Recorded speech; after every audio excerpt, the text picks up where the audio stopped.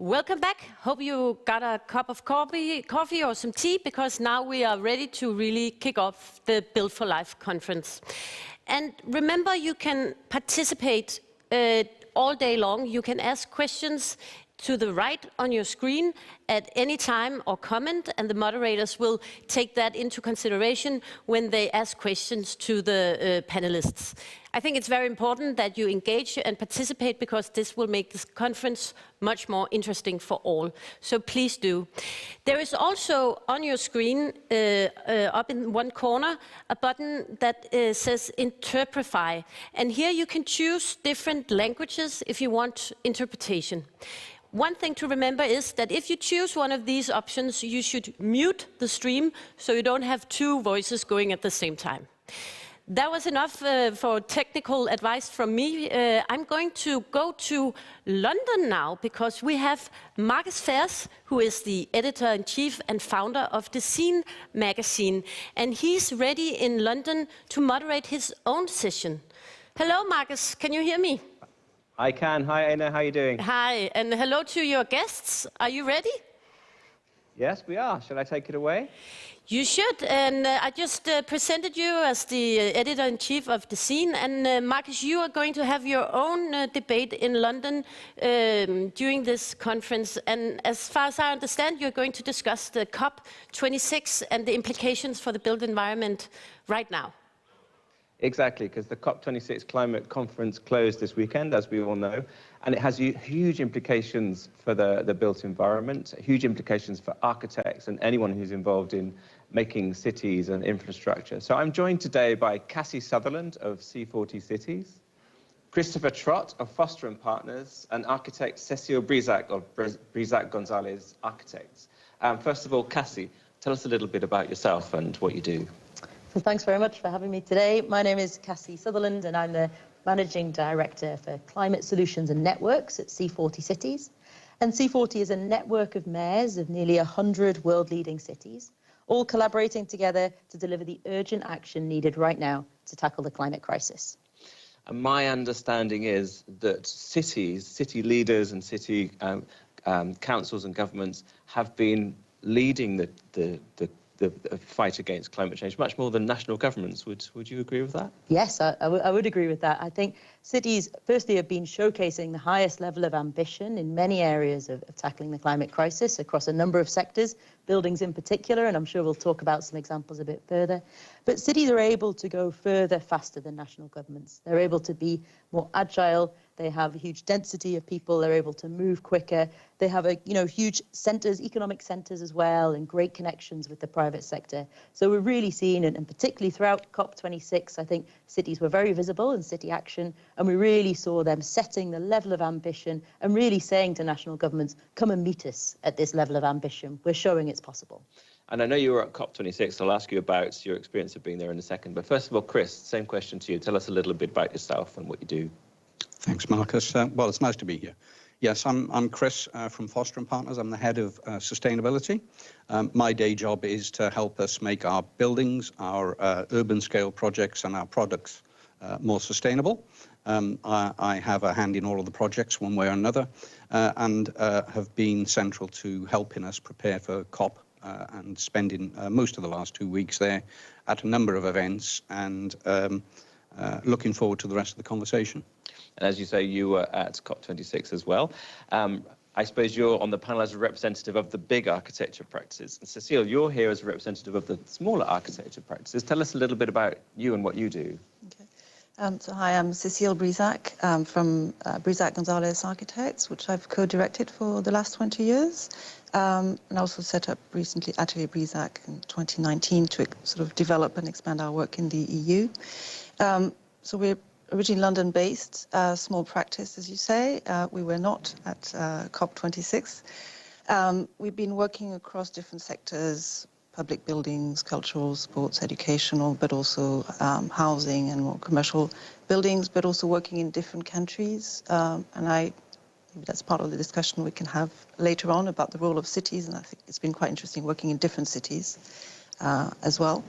And I think it'd be interesting to hear both points of view from people who were at COP26 and someone who wasn't, and obviously what we take away from it, from what we can see and hear about it, and how that can inform our work and our practice.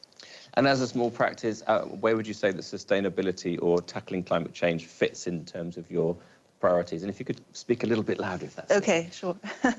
Well, so it was interesting to be invited to this conference, actually, to this panel in particular, because our very first client 20 years ago was, one of the very first thing our first client told us was, we built for 150 years.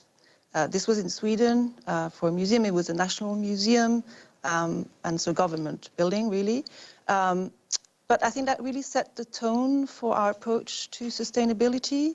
And I think at that time, I think it was a time of BZ was being finished here, more or less. And so there was sort of that movement in sort of sustainable architecture, very expressive type of architecture. But for us, it was actually, it's something we took on kind of intrinsically in our design.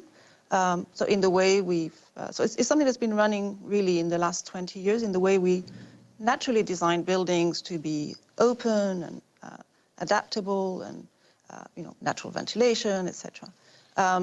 So maybe we're not, we don't have a sustainable director or partner, but we try to do it sort of in every little step that we take, basically. And you mentioned BZ, which stands for Zero Energy Development, was a very well-published project, about 20 years ago. So it has been possible to design zero-energy buildings for a very long time. It's just that not everyone is doing that. You've all come prepared to give a little debrief on COP26 and what you thought was great about it, what you thought was bad about it, and what that means for your work going forwards. Cassie, let's start with you. And since you were at COP, maybe you could also tell us what it was like being there. Yeah, well, pretty tiring. I'm still recovering, as I think most people are who are at COP26. It's a pretty intense process, but also incredibly inspiring, and being around all of the events that are happening and all of the enthusiasm and kind of motivation that's there. So I was particularly involved in the Cities, Regions and Built Environment Day, which was last Thursday, the 11th of November. It's the first time since COP21, so since Paris, that there has been a Buildings or Built Environment Day, and C40 were closely involved in helping facilitate that day with a group of other built environment stakeholders. So the World Green Building Council, the World Business Council for Sustainable Development, Resilience Shift, the Global Alliance for Building and Construction. And so all these kind of networks, or umbrella networks, were able to bring together their members to really ensure that we were able to curate that day so that it could speak to a wide audience as well. So we had, for example, a panel in the morning. It's all about accelerating deep collaboration between partners on the built environment. So recognizing that while cities are often where the action is happening and the city policymakers are important, we also need the voice of national governments there as well. So we had a minister representative there, 2 ministers at the session, really saying, what some of the policy levers that governments can use, cities setting out what they can do, but also then representatives from industry in the private sector and from finance, saying that actually we have, in the built environment, pretty fragmented sector. To be able to bring all of these people together, we really need to be kind of pulling towards one common vision. And it's not often that we get to set out that vision and really be working towards a common goal. And so the particular targets that we were trying to bring through on that day were halving emissions from the built environment globally by 2030 and being fully zero carbon across the whole life cycle of the building by 2050. So that's looking at operational emissions, the buildings in use, but also the embodied emissions within the materials itself. So it's really then affecting and bringing in all aspects of the value chain of the built environment. So, and then at the end of the day, we had a session with ministers and mayors as well, coming together and saying, how can we set some of that policy demand together to really set out a clear framework in which all of the industry can work within and have clarity on where their investments should go. So I think it was a good day. I'd love to hear some more feedback. I think Chris was there, so that would be great to hear some more feedback.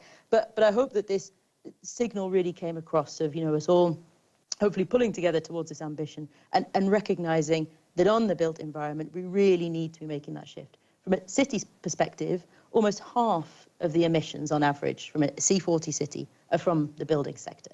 So there is no way we can achieve 1.5 degrees and staying within 1.5 degrees without significant acceleration of action on buildings. And that's not only in our new buildings and our new developments, ensuring that they're being built to net zero standards, but also tackling the huge amount of existing infrastructure that we have in place in our built environment. And that changes depending on the city. Some cities are going through huge growth profiles, and others have a large amount of existing stock. So the challenges can be different, but I think there's no doubt a number of common solutions within there. And within C40, our aim is to really, across our almost 100 cities, share best practice, really make sure that we're learning from each other and able to also kind of create similar environments in which people can work. Did the discussions during the Built Environment Day at COP26, did they make it into the final COP26 statement? Is there a sort of global target to reduce emissions from cities? Because we know that buildings are responsible for about 40% of emissions, and cities, including the buildings and all the other things, are responsible for the majority of emissions, right? Yeah, so buildings in cities account for about 50%. It's 40% on average when you look, but in cities it is higher. So cities don't really have a kind of formal place in the COP outcomes. It is around member states, it's around national governments who are involved in the negotiations. However, a lot of our work at COP26 this year was to try and raise the voice of cities, really, and say, like you said before, cities are really leading the way. How can we work with national governments to make that happen, accelerate their ambition, but also show them that it's actually already being done? Say, actually, this is happening, have confidence to be able to take this action further. There is a small reference to subnational governments, which includes cities and regions in the final outcome of COP, and so recognising the role they can play. But much of this is to say, collective action. And cities are all about action right now. And we've been saying, yes, it's the need for longer term targets, and we need to be drawing together towards that. But actually, we've got to get on with this stuff now. And how are we making it happen? So we were way more about the action rather than focusing too much on the negotiations themselves. And briefly, how would you score COP26? Was it successful? Was it a 9 out of 10 or a 3 out of 10 or a mixed bag? What do you think the overall picture of the outcome was? I think that's a tough question, Marcus. It's a good one, but it's a tough question. I think we'll have to see. I mean, I think the outcomes are very, very fresh still. From a city's perspective, I think we can say it was a good COP in terms of showcasing leadership and really raising what's happening in cities. So I would say that's come out pretty well, and I think it was a great success to have cities, regions, and Built Environment Day, and to have that focus on buildings. So I would say for that reason, yeah, it's a positive outcome. Okay. What about you, Chris? What was your takeout? And also, what was your experience of being at COP? Well, if I can answer those in the other way around, the COP experience I thought it is confusing, it's exhausting, but it is quite energizing. And the amount of work that you see that has gone on behind the scenes, the amount of work that you see at the level of all of the various actors, is incredible. I mean, those that just, even the public and civil society that don't get into the negotiating zone, the blue zone, they just get into the green zone. There's a remarkable amount of stuff that's going on there, which is really full of energy and activity, which is really great to see.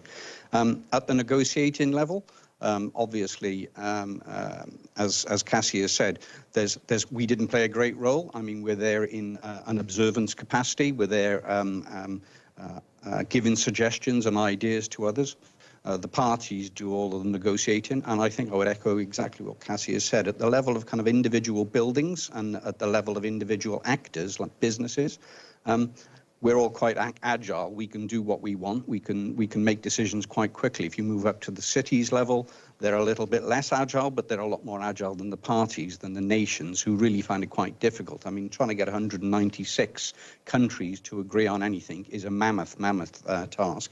And I would certainly take my hat off to the negotiators that have been trying to make that happen. I think in terms of what we were doing, I was involved myself in 2 or 3 of the events.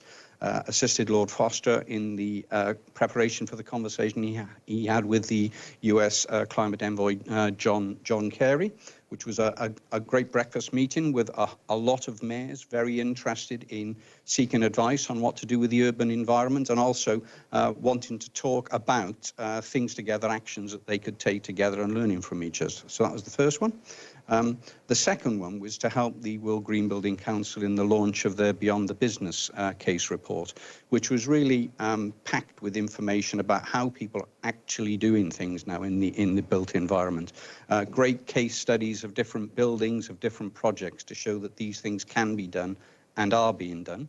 And then the third event that I was involved in was, again, joint with cities, the city of Paris, cities from the Southern Hemisphere as well, and also with a very thoughtful developer do in London on how we are making contributions to our projects to actually drive towards a net zero agenda.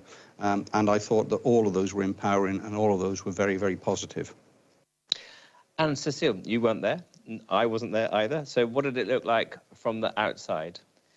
Well, I think you can't deny, the sort of wide range of pretty negative headlines, I think, from before COP to during COP till the end. I mean, actually, seeing Alex Sharma almost in tears was quite something, right? But doing a bit more sort of reading on the topic and actually, not being there and sort of trying to be informed about what actually happened. I found some really interesting sort of videos of the events and conferences and roundtables that happened on the Building Environment Day. And I think, there was a very positive message actually coming across about the fact that, in particular, I think there was one event with a presentation by Architecture 2030, Edward Masria. And he sort of did a very good demonstration that actually reaching 1.5 degree target is absolutely doable, not a problem. And so that was actually really uplifting, because I think you need that kind of positive energy to get everyone on board. Otherwise, you might, as well just give up, right? But I think his demonstration was about the fact that I think from sort of 1925 to 1952, in a space of 27 years, there was a massive shift, obviously, from the start of the modern movement to the first sort of modernist skyscraper, Lever House. And at that time, we had no tools other than sort of, ink and pen and drawing boards. But there was a massive shift in the way cities were organized, with zoning being introduced and obviously healthier buildings at that time from what was built, obviously, in the start of the 20th century. And then he sort of explained how in the last 15 years, actually data shows, since sort of 2005, I think it was, how data currently show that actually sort of energy consumption and carbon emissions are reducing proportionally per the amount of per square meter built. And I thought that was a really positive message, because I think you need to be enthusiastic about it for change to happen. I think otherwise, it's difficult to get on board.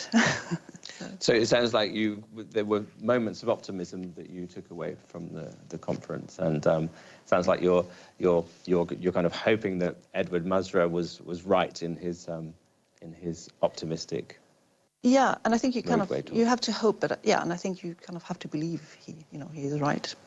And I think you've got to do everything you can. I mean, I think clearly, change happens at many different levels, sort of strategic level, at, government level, at city level, regulations, policies, etc. But then it is also, from sort of everyone's actions on a daily basis. And obviously as architects, it's what we do, what designs we do and how we take that on board as designers, but it's also how we act in our everyday life, giving up your car and whatever, eating less meat and convincing your children to do the same. Let's talk about some of the themes then that were talked about at COP, and which probably many of us weren't aware of until quite recently. And one of them is embodied carbon. I mean, I must admit, I didn't really know what embodied carbon was a year or so ago, but it's now become a huge topic, because about half of the carbon emissions from a building happen before the building even opens. It's in the material supply chains, the pouring of the concrete and things like that. So COP26 is finished. What are we going to do now regarding embodied carbon? I know C40 Cities is doing a lot of work around that topic. Yeah, thanks. We have a whole clean construction program. So it's one of the areas that we support our cities on. And so we've been really over the last 2 years doing much more on what we call clean construction, which is tackling embodied emissions within buildings and infrastructure, but also including a move towards electric construction machinery. So trying to decarbonise the construction machinery that's often, very polluting in the centre of our cities and causing air pollution problems as well. And so we have a group of leading cities who are taking action, have signed what we call the Clean Construction Declaration, which is signing up to a certain amount of percentage reductions in embodied emissions over the next 20 years. And that's cities like Oslo, Los Angeles, Mexico City, Budapest, and San Francisco are our new members. So these are some big cities really taking some bold leadership action on clean construction. But what we realised talking to these cities and a wider group of cities is there's some nervousness in moving on embodied emissions. If cities really kind of set strong targets, will the industry be there to meet them? Is the demand all there? Is the supply there? Is that happening? So one of the things we did leading up to COP26 was to launch what we're calling the Clean Construction Action Coalition, which is getting 11 global companies, really large companies representing manufacturers, architects, developers, and really taking mirrored actions from them and their commitments to show actually cities, we're there with you. So some kind of combined action there to kind of set a longer term signal. So we're delighted to have this group of companies. And alongside that, we're also recognizing that this is a big shift for workers. So we've also have a joint partnership with the Building and Woodworkers International, it's a global union, you haven't heard of them. And we've produced a joint statement with them on what a just transition for clean construction looks like. Because of course, if we really tackle these embodied emissions, it will definitely lead to changes in practices, in how construction sites work, in how materials are made, in how distribution takes place. And so we're trying to piece together and say there's the workers are here and this is how we can kind of support them through this transition. Here's the companies as well who are kind of showing that they're keen and they're ready to go on either producing low carbon materials. So that could be lower carbon materials from cement and steel, but also ensuring that we have a supply of low carbon materials such as timber, which can be used where necessary. But also I think the design aspect is really important, and I would love to hear from my fellow panel members, because the main thing we talk about is actually building less. Building less in a city, how can you maximize the use of your existing assets? But also then when you are specifying a building, the quantities of materials in there always necessary. How can that actually be modified so that we are really minimizing the embodied carbon that we're using? And that could be through less materials in design or, fewer virgin materials. So actually bringing in more recycled content. So I'd love to hear from my panel members who know way more about that than I do, about how we can make that happen and really have that as the norm and not the exception, which I think now sometimes it can be, here's some flagship buildings where we're doing this really well, but actually how does that happen in all of the building stock that we're producing and we're meeting our housing needs and everything within the cities that we have. Nice joke there about the norm. That's a good point to hand over to Chris. It was on purpose. Yeah. Well, I think, Marcus, I think it's fair to say that the world is still catching up on embodied carbon. It is a journey. It's a journey that I think most have been on for 4 or 5 years. They haven't been on for much longer than that. And I certainly would echo most of what, in fact, all of what Cassie has already said. I think there are perhaps 2 or 3 speeds of this. I think there's the speed at which manufacturing and industry can change what the products that it's making. And in some cases, that is really difficult and is going to take a while. But then again, I think there are the kind of immediate things that we can do, which are the design-based decisions, the things like reuse existing buildings, if at all possible, perhaps reduce spans in existing structures so as you simply use less material, issues of that nature. So perhaps avoiding basements where they're not necessary. And I think it's going to be a different set of characteristics in places where there are already big cities, as opposed to where big cities are still new and are being built. And I think the rules are going to be different in both of those. I think in existing cities, it's going to be about loving the existing assets that you've got, getting the most out of them. In the new cities that are still being built at a huge pace, I think it's the size of Paris every 4 days or something like that are the statistics. Then I think it's very much about having good planning ideas, good planning legislation, I think it's about thinking very holistically. There was a lot of talk this week and a lot of intent behind coalitions, collaboration, integration, and systemic thinking. And I think where you're planning new cities, I think if you can design them to be very dense and you can design them to be very compact, so essentially you get more use out of the stuff that you've built the city for per person, and that people don't have to travel any further than necessary. I think that's super important. But I also think it's very important to actually think about buildings together with the transport that goes with them. When somebody is given a planning permission, it's not just a building that the permission for, it's all the people in the building that the permission is for over the whole life cycle. And I think one of the things that we are finding is if we look at these things together, sometimes the investments in carbon need to be very careful. You might want to invest a bit more in your building if that supports great transport infrastructure, which is very, very low carbon in the first place. And if you add the two things together, you can be better. So it's about understanding where that carbon investment should go. And a lot of it is about the design decisions we can make now rather than waiting for the tooling up of industry, which of course will improve as time goes on.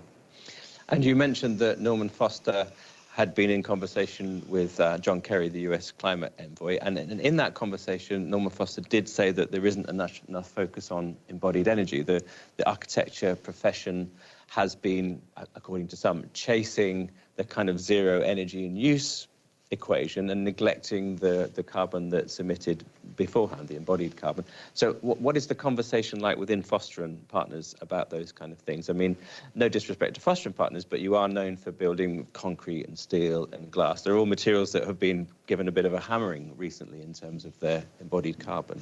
Well, I think, first of all, one of the things that we are doing, and we have learned to do over the last 3 or 4 years, is to evaluate all of our buildings in a whole life cycle format. I mean, we made a commitment to do that 2 or 3 years ago in our manifesto. So we look at them each and every to actually try and drive down the whole life cycle carbon. I agree that there are issues around material choices. I think the other thing that we often see, people observe our buildings, some of which take 5 to 10 years from commission to completion. And the rules have changed hugely in the last 5 to 10 years. And we're just now starting to see the first buildings that we are opening and completing, which have really been influenced by the low carbon agenda.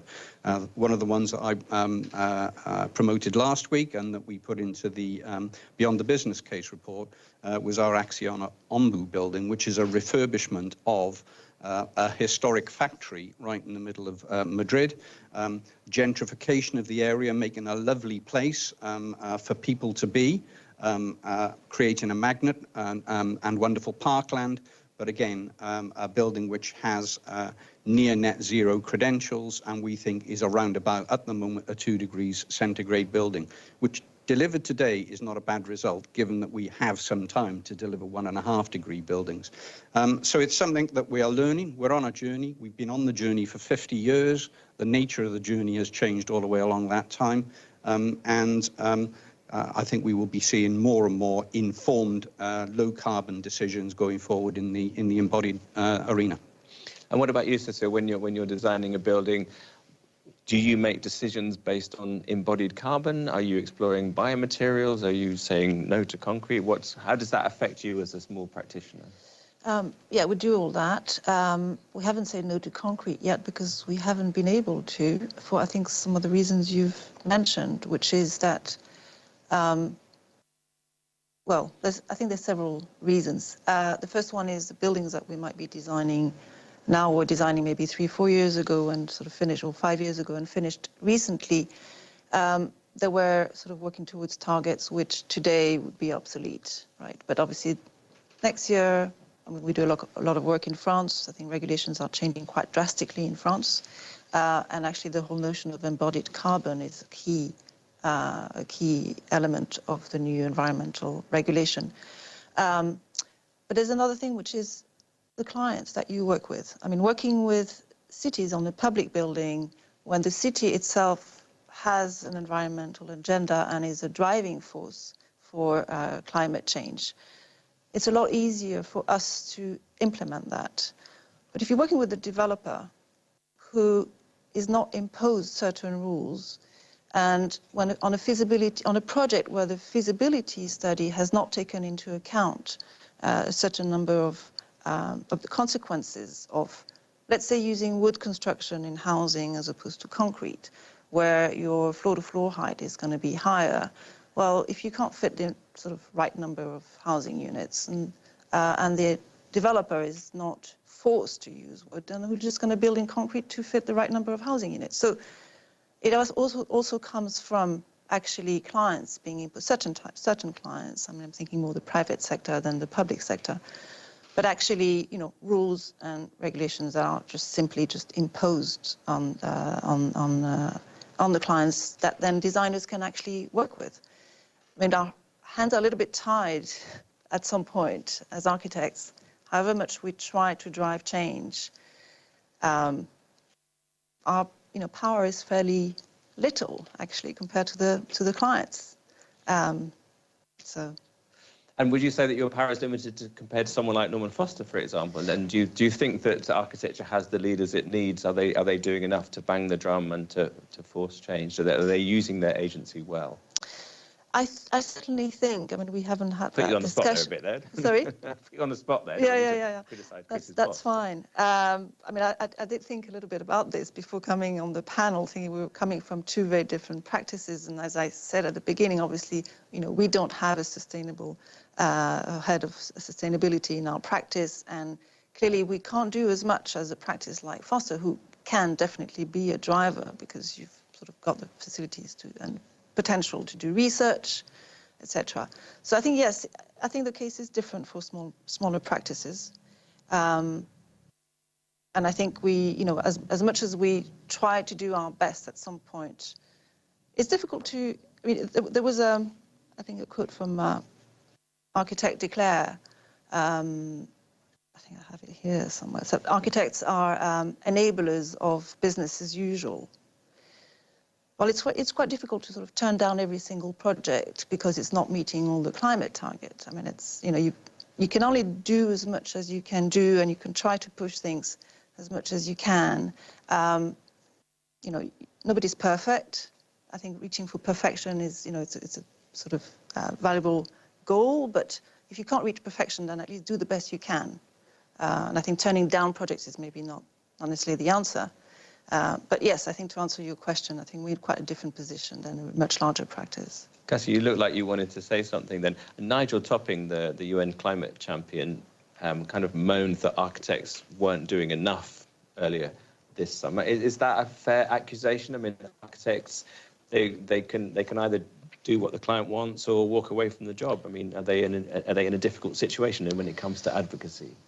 I think it's certainly a difficult situation, and you know, Chris and Cecile are much better placed to comment on that than I am. I think what we do need, though, is all areas of the sector to be pushing.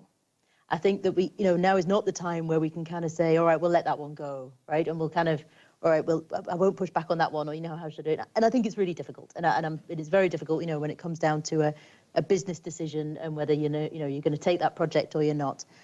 But what we have heard over the last 2 weeks, and I think we've seen this through the media, and we've seen it hopefully through the outcomes of COP26, and, you know, certainly in my world we're hearing all the time, is we've got no, you know, our time is to act now. You know, we must act now. We must be taking strong action. And I think there is an issue, exactly as the guys have just said, about the lag time, you know, between regulation coming in and then the buildings being built. And I think, again, we're kind of running out of time to deal with that lag anymore. How are we going to work to bring in some of those regulations quicker? How can we be more agile as a sector? How can we actually preempt some of those? Because we know that really, you know, our time for not building zero carbon buildings or not making significant reductions in embodied emissions is really, you know, getting less and less. We've got some questions from the audience, and one I'm going to ask one now because it's relevant, from Anonymous. Is more timber use the answer to the problem of embodied carbon? I'd also like to expand that out to biomaterials in general. Maybe start with you, Chris. How much is Foster and Partners exploring non-mineral based materials, timber, hemp, mycelium, all these things that we're reading so much about? Okay, well, thanks for the question. I mean, as has been said, I mean, we are blessed by having internal resources that do look continuously at materials and do research on materials. So the answer is we're looking all the time at using new materials and innovative materials in different ways. Timber is a great material for the right types of buildings. It's not going to solve all buildings. It's going to solve certain types of buildings, and it's come a long way. We are using timber where we can on buildings. The project I mentioned earlier has been fitted out completely with new internal structure, new floors, mezzanine floors, all with timber. So where it's possible, we are using it. But I do think that there are going to be other hybrid and mineral-based solutions for quite a long time yet. It's just the way that they're used. And I think what you have to recognize is that this is a circular problem. It's a problem that's going to go on for a long time. So some of the things that are being built now, provided they can be deconstructed or reused well into the future, that's an investment. It's not actually on the, it's not a problem, it's an investment. It's still there to be used in future generations of exactly the same buildings. Other mineral-based solutions will continue to come, whether they're plant-based or they're animal-based, and they will increasingly happen. But they have to be proven, and they have to be proven in a way that our clients are happy to accept them. And this is always a problem in the construction industry, is people are quite happy to be innovators, provided you can show them where it's been done many times before, because projects are huge capital expenses, so they do require some real probity to the use of the materials. But we watch them all the time, and they will come more and more. And there was a big push for nature-based solutions at COP, and I've not seen that before. That's great, and I think on the ecology and the biodiversity side, we will see more and more coming. I mean, timber is great on the kind of the footprint side. It reduces your carbon footprint. It's not so good on your ecological capacity side unless you're capable of building it, unless you're capable of building using timber, which is sustainably resourced. So we've got a lot of reforestation to go. There were big commitments made to reforestation at the moment. So on the one hand, planting new forestry and afforestation is important. So the stuff that is being cut down for timber has to be, for example, like Austrian timber, it has to be sustainably resourced. They have to be cutting down less than is growing back in mass terms. So it's about appropriateness. When you said at COP there was a lot of talk about nature-based solutions, do you mean to materials or to landscaping solutions and rewilding and that kind of thing? I think it's all emerging still. I think part of it is about a connection between people, health, well-being and nature, which is increasingly seen as something which is very important. And I have to say, which is also increasingly seen as a means of making more sustainable decisions. Somehow, if you are designing at an urban scale or a buildings scale with a good connection to nature, then your buildings become more sustainable in any case. You make the right choices. So in a way, nature-based solutions are a stalking horse, a Trojan horse, to low-carbon solutions. They follow in the wake of it. And I think that's really important because people actually do understand health and well-being. You know, we join health clubs. We all love garden. We want to be in contact with nature. And I think what's really positive, if we can actually seize the opportunities that that gives us, other great things happen afterwards, and people are willing to go in that direction.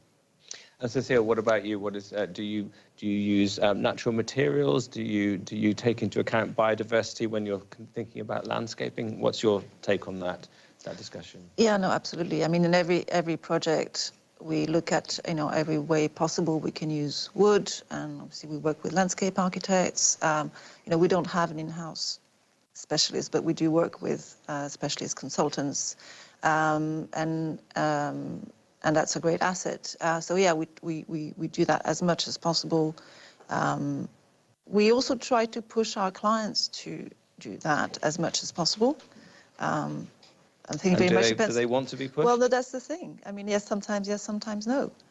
I mean, I think when you're a developer looking at the bottom line and you're not obliged to do something and you don't really have a conscience sort of to do better than the norm, then you just do what's required from you by the current norm. And I think this issue about sort of probably designing to the norms that are sort of, beyond a few years that when your building will actually get built, which is, 5, 7, 10 years sometimes. I think it's a really key element, actually. Both Chris and Cassie mentioned about the way, not just thinking about the building in isolation, but the way it relates to transport and things like that. And I was talking to your fellow C40 Cities worker, Hélène Chartier, recently, and she defines those as consumption emissions. So there's the embodied carbon before you open the building, then you open the building, and then the building takes power and it has waste and stuff like that. But the people living in that building have lifestyles. And so just a quick question about how much can architects do to ensure that the emissions of the lifestyles of the people in the building are minimized through their transport choices, through their even the choice of where they buy their food and the type of food that they buy. How important is that in the scale of things? Well, I think it's very important. We talked before about, I think Cecile mentioned, all levels of kind of involvement and everybody being bought into making sustainable choices. We have recently at C40, in collaboration with Arup, produced a guidebook on developing green and thriving neighbourhoods, which looks at all of those different levels that you're talking about. So it says, okay, we've got buildings here, but also we've got, what do we do about this power supply we've got over here? What do we do about sustainable mobility? What do we do about food? What do we do about the management of waste? And saying, is it possible within, and this comes from city action as well, of driving these and wanting neighbourhoods that are, sustainable neighbourhoods and include all of these different aspects of sustainability and look at consumption-based emissions and operational emissions. And this comes out with kind of 10 principles that can be followed. And I mean, it'd be great to have a look and see what you think and send us some feedback on that, about whether that's a good option. But certainly that's a way that a kind of regeneration of districts or neighbourhoods at a city level can also bring in some of those more sort of ambitious regulations for a certain area, which can then prove it, can happen. And just like you were saying before, Chris, prove it can happen and you've got something to point to. So that is a way, that is a kind of mechanism that cities can use working with then developers and others to say, actually, we'll have a showcased area here. We've suddenly got a flood of comments, questions from viewers. So I'm just going to rattle off some of these quickly. Another commenter called Anonymous, presumably not the same Anonymous as last time, has asked, a few cities already have policies recognizing the embodied carbon in that's all I already asked that one. Will there ultimately be specified carbon limits for different building types and new construction and adaptive reuse? Carbon targets, that's something that people have been calling for. Is that going to happen, Chris? Well, it's already starting to happen. I mean, that we're seeing in London, it's quite a kind of a current theme. I mean, Letty and Reba and the like are already promoting carbon targets for buildings, and some of the planning authorities are actually taking those on board. There's no real doubt that they will have increasingly come. I mean, what we need is probably more recognition in the nationally determined contributions of the parties, the cities, that cities can then deliver carbon targets. So at the moment, I think it's only about 38 out of 196 NDCs actually explicitly mention the built environment. And I think if they start to put them in those at the national level, then that will tumble down to their own legislation, it will tumble down to cities, and it will tumble down to buildings, and we will see carbon targets come in. There's no real doubt about that in my mind. Any thoughts on carbon targets, Cassie or Cecile? I mean, we've been working quite a lot in Paris, and I think that's already part of the targets there. So that's something we're actually familiar with, and I mean, I think it's essential, clearly, because yes, maybe to go back on the point of how people use building and how you can ensure they don't sort of overspend on energy. I think there's two things. There's obviously sort of education and sort of, user manual and etc. There's also collecting data. We did a project again in Paris recently where they then set up a whole sort of data collection system. I'm sorry, Cecile, I'm getting messages that we have to hand back to Copenhagen now. I'm terribly sorry about that. Thank you all so much for your contribution.